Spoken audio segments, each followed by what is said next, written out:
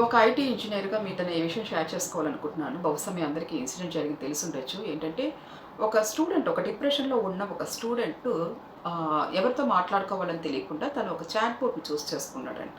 అంటే chat boat మీకు తెలిసుంటుంది కదా! చాట్ జీపీటీ, జెమినీ, డీప్‌సీక్ ఇలా ఉన్నాయి కదా! దీంట్లో ఒక ఏఐ ఓపెన్ చాట్ బోట్‌ని చేసుకొని తన ప్రాబ్లమ్స్ అన్నీ ఆ చాట్ బోట్‌తో డిస్కస్ చేయడం మొదలుపెట్టాడు. అంటే మన కోసం అటువైపు ఎవరో ఉండి మాట్లాడుతున్నారు. మన కోసం ఒకరున్నారనుకున్నాడే కానీ, అది మిషన్ అన్న సంగతి మర్చిపోయి, రోజు రోజుకి ఆ చాట్ బోట్‌తో టైమ్ స్పెండ్ చేయడం ఎక్స్‌టెండ్ చేసుకుంటా వెళ్ళాడు.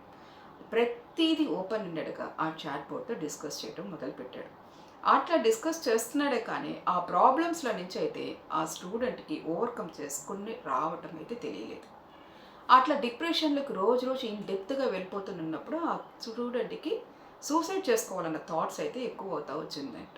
అప్పుడు ఆ థాట్ కూడా నాకిలా సూసైడ్ చేసుకోవాలన్న థాట్ వస్తుందని, అది కూడా తను ఆ చాట్ బోట్‌తో వెళ్లి చాట్ చేసి డిస్కస్ చేశాడు. ఇలా నేను సూసైడ్ చేసుకోవాలనుకుంటున్నాను. అప్పుడు ఏఐ ఏమో కొన్ని సూసైడ్ మెథడ్స్ సజెస్ట్ చేస్తుందంట. అంటే నువ్వు ఫస్ట్ మెథడ్ చేసుకున్నావంటే నీకు చాలా కష్టపడి ప్రాణాలు తీసుకోవాల్సి ఉంటుంది.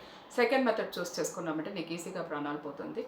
థర్డ్ మెథడ్ చేసుకున్నామంటే ఇంట్లో వాళ్ళకి అనుమానం లేకుండా చాలా ఈజీగా ప్రాణాలు తీసేసుకోవచ్చని చాలా సూసైడ్ మెథడ్స్ సజెస్ట్ చేసినప్పుడు ఈ పిల్లోడు అది నమ్మి తను తీసిన డెసిషనే కరెక్ట్ అనుకుని ఆ సూసైడ్ మెథడ్ చేసుకొని తను చనిపోయాడు. ప్రాణాలు తీసేసుకున్నాడు. ఒక ఐటీ ఇంజినీర్‌గా నేను చెప్పాలనుకుంటుంది ఏంటంటే, ఏఐ అనేది కేవలం ఒక మిషన్ అన్న సంగతి మాత్రం మనందరూ గుర్తుంచుకోవాలి. ఆ మిషన్‌కి హ్యూమన్ ఎమోషన్స్ కానీ, హ్యూమన్ ఫీలింగ్స్ కానీ, హ్యాపీనెస్సో, ఒక సాడ్‌నెస్సో ఏది అండర్‌స్టాండ్ చేసుకునే కేపబిలిటీస్ ఆ ఏఐకి లేదు. అనలైజ్ చేయదది. కరెంట్ హ్యూమన్ సిట్యుయేషన్ ఏంటనేది ఏఐ అనలైజ్ చేయదు. ఏఐ అనలైజ్ చేసి మీకైతే అవుట్‌పుట్స్ ఇవ్వదు. మీకు రిప్లై చెయ్యదు. అది కాకుండా ఒకసారి రిప్లై చేసేసిన తర్వాత ఇప్పుడు ఏదో సొల్యూషన్స్ మీకిచ్చింది. ఏదో సజెషన్స్ ఇచ్చింది. ఆ సజెషన్స్ తర్వాత ఆ ఇంపాక్ట్స్ ఏంటి? ఆ ఇంపాక్ట్ అనాలిసిస్ కూడా ఏఐ చెయ్యదు.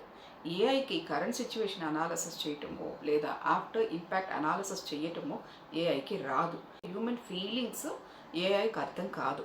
ఏదైతే ఏఐ ఫీడర్‌లో ఉందో, డేటాబేస్ ఫీడర్‌లో ఉందో అక్కడి నుంచి తీసి మనకు అవుట్‌పుట్‌గా ఇస్తుందే కానీ, ఏఐ మీ రియల్ సిట్యుయేషన్ అండర్‌స్టాండ్ చేసుకున్నయితే మీకు రిప్లై చెయ్యట్లేదన్న సంగతి మీరు గుర్తుంచుకోవాలి. అది కేవలం ఒక మిషన్ మాత్రమే. అందరికన్నా బెస్ట్ థెరపిస్ట్ ఎవరో తెలుసా? మీ మదర్, మీ అమ్మగారు. ఆవిడకి మించిన బెస్ట్ సొల్యూషన్ మీ ప్రాబ్లమ్స్‌కి ఇంకెవ్వరైతే ఇవ్వలేరు. మీ ప్రాబ్లమ్స్ ఒక 10 నిమిషాలు మీ అమ్మతోనో, మీ నాన్నగారితోనో, మీ పేరెంట్స్‌తో కూర్చొని ఒక 10 నిమిషాలు మీ ప్రాబ్లమ్ షేర్ చేసుకున్నారంటే, ఎట్లాంటి స్ట్రెస్‌లో నుంచైనా మిమ్మల్ని బయటికి తీసుకురావటం వాళ్ళకి తప్పితే ఇంకెవ్వరికి రాదు. ఏ థెరపిస్ట్ ఇక్కడ పనికిరారు.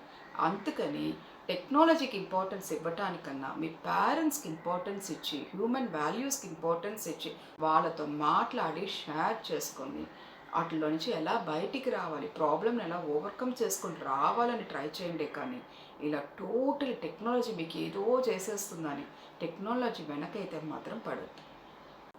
మీ ఒపీనియన్స్ ఏంటో ఈ కామెంట్స్‌లో చెప్పండి.